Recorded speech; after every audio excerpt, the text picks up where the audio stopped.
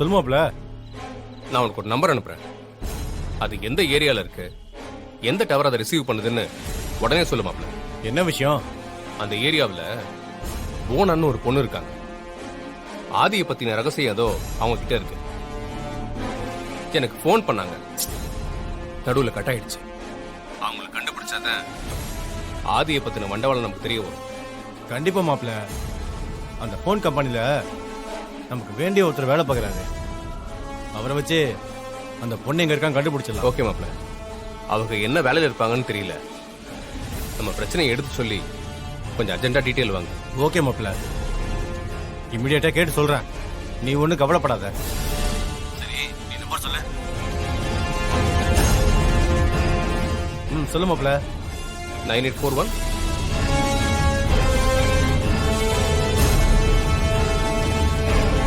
Okay மாப்ள. Thanks மாப்ள. கொஞ்சம் சீக்கிரம் பாருங்க. சரி மாப்ள, நான் பார்த்து சொல்றேன்.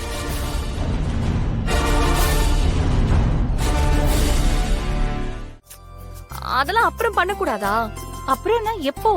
காலையில சீக்கிரமே முகூர்த்தம்.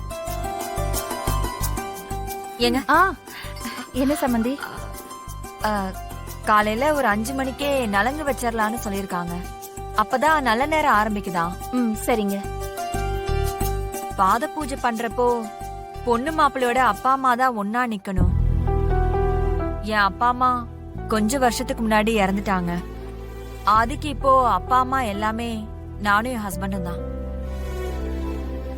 அதனால நாங்களே அந்த பூஜையை பண்ணிடுவோம். சரிங்க. சொல்ல போனா மாப்பிள்ள உங்களுக்கு ஒரு பையன் மாதிரி தான். உண்மைதான், அவன் எங்க மூத்த பையன் மாதிரி தான். மீனாட்சிக்கு பாத பூஜை பண்ண உங்க சொந்தக்காரங்க பெரியவங்க யாராவது இருக்காங்களா?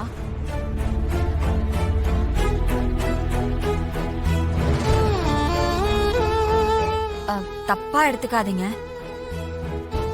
மீனாட்சியோட அப்பா இப்ப உங்க கூட இல்லைன்னு தெரியும். அதான். இல்லங்க, எங்க அம்மா மட்டும் அந்த பூஜையை பண்ணுவாங்க. எங்களுக்கு அம்மா அப்பா எல்லாமே எங்க அம்மா தான். எங்களை இவ்வளவு தூரம் கஷ்டப்பட்டு வளர்த்திருக்காங்க. என் கல்யாணத்துல கூட எங்க அம்மா தான் அந்த பூஜையை பண்ணாங்க. மீனாட்சியும் அதை தான் எதிர்பார்ப்பா. மீனாட்சியும் அதை தான் எதிர்பார்ப்பா. எங்க அம்மா மட்டும்தான் இருப்பாங்க. சரிம்மா, அதுவும் கரெக்ட் தான். மீனாட்சி இவ்வளவு நாளா அம்மா வரட்டும் தான் ஏங்கிட்டு இருந்தா.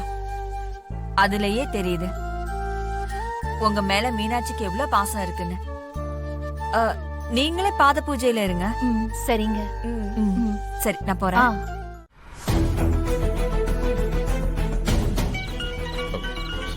ஹலோ, சொல்லு மாப்ள. மாப்ள, அந்த நம்பர் டவரு கம்பர் நகர்ல காட்டுதியா? கடைசியா பேசின போனு அங்கதான் ரிசீவ் ஆயிருக்கு. என் ஃப்ரெண்டு பாத்துட்டு சொன்னான். அது மண்டபத்துக்கு வர வழிதான். அந்த பொண்ணு அப்போ மண்டபத்துக்கு தான் வந்துட்டு இருக்கு. இப்ப டவர் எங்க கட்டுதுன்னு தெரிஞ்சுதா? இல்ல மாப்ள, கடைசியா அந்த ஏரியால தான் போன் ஆஃப் ஆயிருக்கு. அதுக்கப்புறம் எங்கேயும் ஆன் ஆகல. அப்போ நான் பேசினதா கடைசி காலா? அதுக்கப்புறம் தான் ஏதோ நடந்திருக்கு. மாப்ள, இப்ப நம்ம என்ன பண்றது? தெரியலடா. இந்த ஆதி தான் ஏதோ பண்ணிருக்கான். அவன் ஆளுங்க அந்த பொண்ணை தூக்கிட்டு போயிருக்கலாம். அப்ப அந்த பொண்ணை எப்படியா கண்டுபிடிக்கிறது? சரி, நான் ஏதாவது யோசிக்கிறேன். திரும்ப கூப்பிடுறேன் மாப்ள. சரி மாப்ள.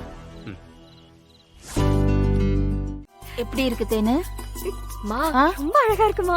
நிஜமாதாமா சொல்றேன், சூப்பரா இருக்குமா. இரு, நான் போய் ரம்யாக்காவை கூட்டிட்டு வரேன். சரி சரி போ. அத்தை, எனக்கு ரொம்ப டயர்டா இருக்கு. நான் உள்ள போய் ஒரு காஃபி குடிச்சிட்டு வரேன். சரிம்மா, நீ போ. அதான் போட்டாச்சே, நான் பாத்துக்கிறேன். நீங்க போடுங்க.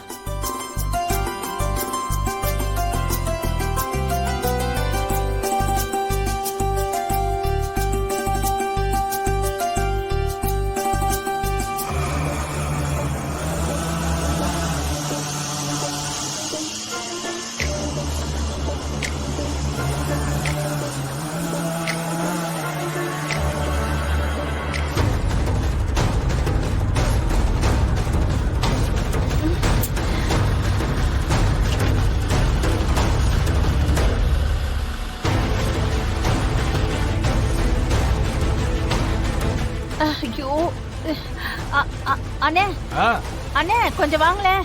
சொல்லுங்கம்மா. இங்க முகூர்த்த கோலம் போட்டிருக்கேன். அந்த வண்டி இந்த பக்கம் வந்ததுன்னா இந்த கோலம் எல்லாம் அழிஞ்சிடும். கொஞ்சம் சொல்லி அவங்கள வேற பக்கம் நிறுத்த சொல்லுங்களேன். இல்லையம்மா, அவங்க முக்கியமான விஐபி மாதிரி தெரியுது. அதெல்லாம் ஒண்ணும் நினைக்க மாட்டாங்க. இத பாருங்க, நான் கல்யாண பொண்ணோட அம்மா தான் சொல்றேன். போய் சொல்லுங்களேன். போங்களேன். சரிம்மா. சீக்கிரம் போங்க. சார், என்ன? அது ஒண்ணும் இல்ல சார். முகூர்த்த கோலம் போட்டிருக்காங்களா, கார் வந்து அழிஞ்சிரும்னு கல்யாண பொண்ணு அம்மா தான் உங்ககிட்ட சொல்லி காரை மாத்தி நிறுத்த சொன்னாங்க. ஓ அப்படியா? அவங்க யாரு? கல்யாண பொண்ணோட அம்மா சார்.